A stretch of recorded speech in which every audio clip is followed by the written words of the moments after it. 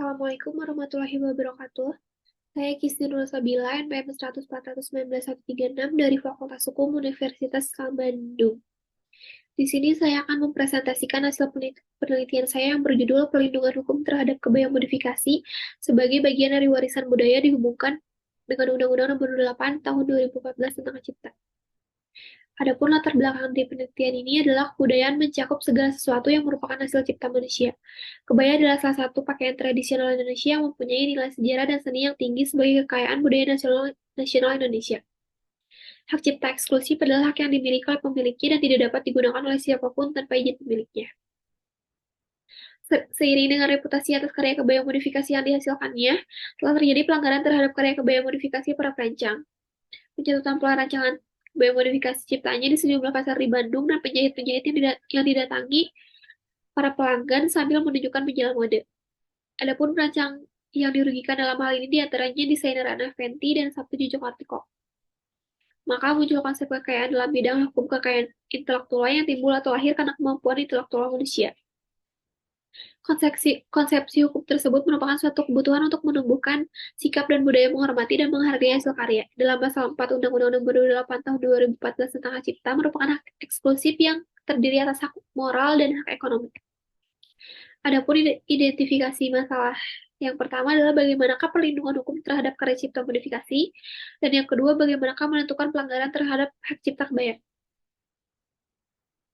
Adapun hasil dan pembahasan yang pertama, perlindungan hukum terhadap karya cipta kebaya.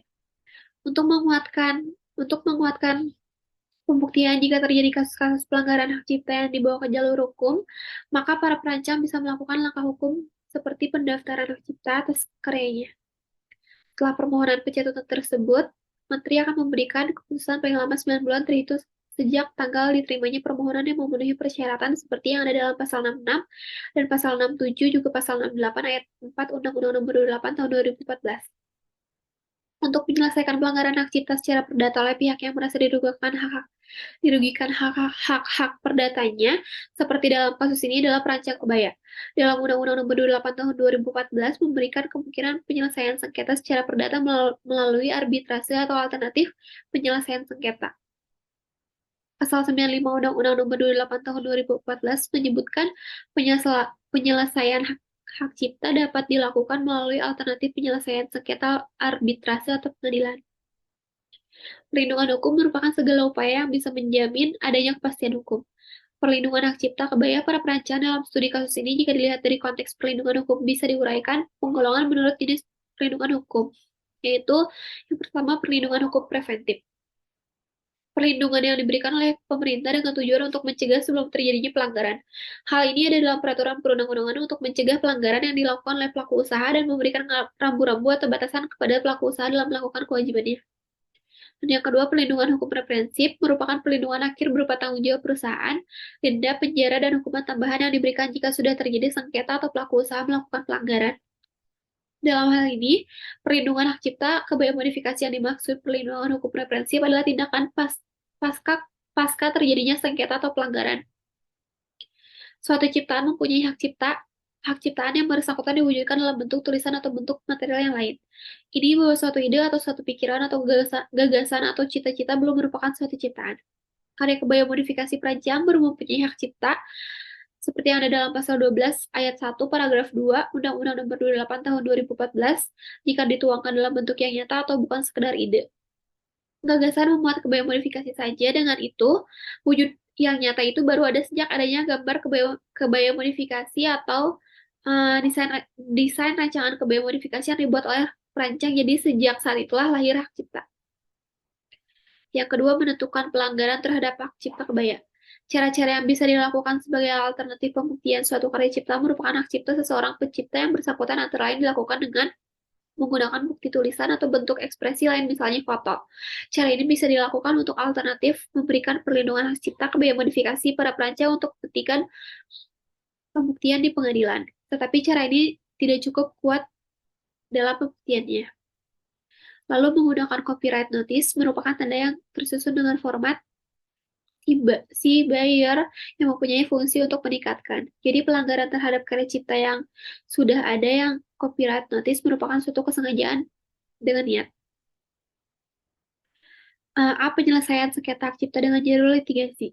Pelanggaran hak cipta atas karya kebaya modifikasi para perancang sudah banyak terjadi. Namun, tingkat pelanggaran yang tinggi ini ternyata tidak membuat para perancang melakukan langkah-langkah hukum yang simultan, melainkan hanya beberapa di antara pelanggaran tersebut yang pernah dilakukan dalam menghadapi pelanggaran hak cipta yang terjadi terhadap karya kebaya modifikasi ciptanya, antara lain, yang pertama memberikan somasi melalui pengiriman surat secara langsung kepada pelaku pelanggaran hak cipta atas karya kebaya modifikasi ciptanya dengan atau tanpa tuntutan pemasangan iklan permintaan maaf yang dipublikasikan di media sosial. Selama ini memang tidak banyak ditemukan langkah-langkah hukum yang sudah dilakukan oleh para perancang dalam menghadapi pelanggaran hak cipta yang terjadi terhadap karya kebaya modifikasi ciptaannya.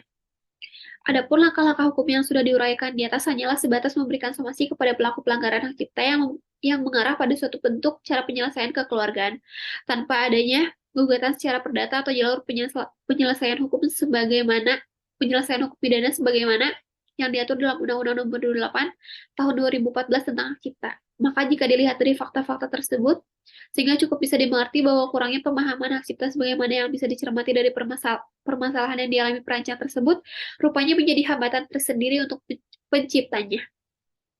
Penciptanya perlindungan hak cipta yang memadai, menurut Undang-Undang Nomor 28 Tahun 2014 tentang hak cipta. Dan yang B-nya, hambatan dalam pelaksanaan perlindungan hak cipta oleh para perancang terhadap karya kebaya modifikasi ciptaannya. Penyelesaian perkara melalui jalur hukum sebagaimana yang diatur dalam Undang-Undang Nomor 28 Tahun 2014 tentang hak cipta dirasakan oleh para perancang untuk suatu prosedur yang merepotkan. Beberapa alasan tidak memilih langkah-langkah hukum menurut Undang-Undang Nomor 28 Tahun 2014 tentang hak cipta, antara lain perlindungan hak cipta seperti terhadap karya kebaya modifikasi ini sulit untuk dilakukan karena peniru atau plagiator dapat memodifikasi hal-hal kecil untuk membuat karya kebaya modifikasi menjadi sedikit berbeda dari yang ditiru. Misalnya hanya mengganti warna atau jumlah kancing baju. Lalu secara umum hukum perlindungan hak cipta dirasa tidak efektif, rumit dalam pelaksanaannya, dan menyita waktu sehingga para perancang merasa tidak membutuhkan langkah-langkah hukum yang justru merepotkan. Oleh karena itu, perancang tidak pernah menggunakan jasa konsultan hukum. Bisa dipahami bahwa hambatan dalam pelaksanaan perlindungan hak cipta terhadap karya cipta kebaya modifikasi para perancang itu terletak pada kurangnya pemahaman pencipta itu sendiri mengenai perlindungan hukum hak cipta berdasarkan Undang-Undang Nomor 28 Tahun 2014 tentang hak cipta. Menurut teori hukum alam, kekayaan intelektual merupakan milik sang kreator. Jadi menjadi wajar jika kepada sang kreator diberikan perlindungan terhadap setiap hak yang melekat pada invensinya.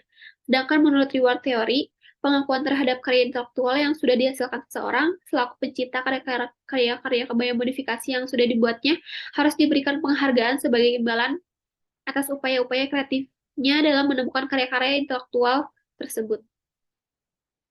Adapun kesimpulan dari semua ini adalah penyelesaian perkara melalui jalur hukum sebagaimana yang diatur dalam Undang-Undang Nomor 28 Tahun 2014 tentang hak cipta dirasakan oleh para perancang untuk suatu prosedur yang merepotkan.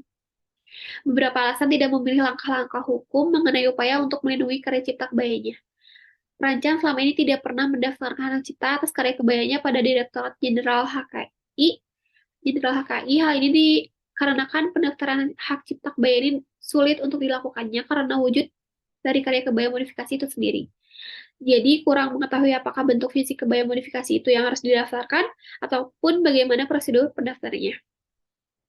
Banyaknya kebaya modifikasi yang dibuat oleh para perancang menjadi masalah tersendiri jika semua itu harus didaftarkan, karena justru akan merepotkan dan menghambat waktunya untuk berkarya. Perlindungan hak cipta yang diberikan oleh Undang-Undang Nomor 28 Tahun 2014 tentang hak cipta tidak dimanfaatkan secara maksimal oleh para perancang selaku pencipta dalam kasus pelanggaran hak cipta yang terjadi terhadap karya cipta kebaya modifikasi.